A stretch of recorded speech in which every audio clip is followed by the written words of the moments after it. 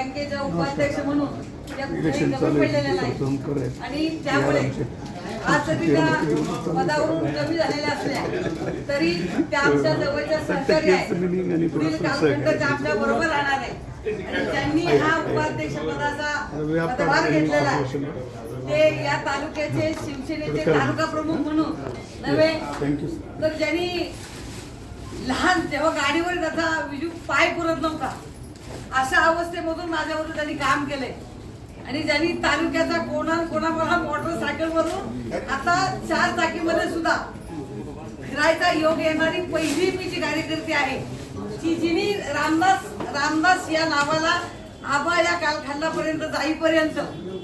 कशा प्रक्रिया होत गेल्या याची मी मोठी साक्षीदार आहे आणि राजमुळनगर सहकारी बँकेमध्ये निवडून येताना सुद्धा आबा कुठे होता, मी कुठे होते किंवा आबा कसा निवडून आला हे कुणाला सांगायची काही गरज नाही, परंतु आबा हा कट्टर शिवसैनिक आहे आणि ज्याची राजकीय भूमिकाच अशी आहे की लोककल्याणार्थ स्वतःला कितीही चळवळीमध्ये त्रास झाला, कुटुंबाला त्रास झाला किंवा आमच्या शिवसेनेच्या मोठ्या कुटुंबाला त्रास झाला तरी सुद्धा डोक्यावर वाहून नेऊन कधीही कमी पडण्याची भूमिका त्यांच्यामध्ये नाही. आज राजमुळनगर सहकारी बँकेमध्ये निवडून येताना सुद्धा इथली प्रत्येक गोष्ट आम्ही आमची पादत्राणं कुठे एकदम खालच्या गेटच्या खाली सोडून येतो, लोक खाली इथं काढत असतील परंतु राजकीय आमच्या जे पादत्राणं आहे ती गेटच्या बाहेर आहे. आम्ही कधीही आमच्या कालखंडात इथं कोणतंही राजकारण आणणार नाही, आलं नाही आणि येणारही नाही, कारण की आम्हाला ज्यांनी शिकवण दिलेली आहे त्या शिकवणीतून आणि याच्या पायापासून या राजमुळनगर सहकारी बँकेचा पाया ज्यांनी घातला ते सुद्धा एक सामाजिक दर्जेदार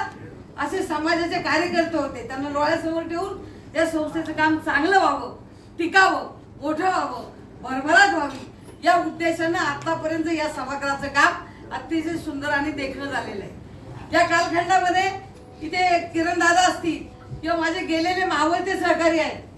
ज्या जरी पडद्याआड झाले तरी प्रतापरावजी आहेर असतील, आमचे मांढरे साहेब असतील, या लोकांनी ज्या खस्ता खाल्लेला आहे त्याग केलेला आहे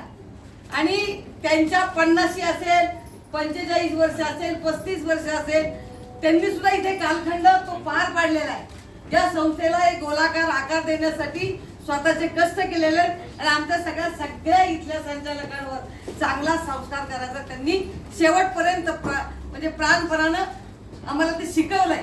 त्याच्या सगळ्याची जाणीव ठेवून आमचे आबा सुद्धा कोणत्याही कामामध्ये त्याला सांगण्याची गरजच नाहीये, आबा मुळात शिस्तीतला कार्यकर्ता आहे, परंतु इथला वसा आणि वारसा आबा कधी विसरणार नाहीत आणि आजही त्याप्रमाणे फक्त लोकांना माहिती झालं म्हणून लोक इथं आली, परंतु आमची जय भवानी जय शिवाजी कुठेही इथली म्हणणी गेली नाही आणि जाणारही नाही. त्याचं कारण आम्ही संस्थेला कुठलाही गालबोट लावणार नाही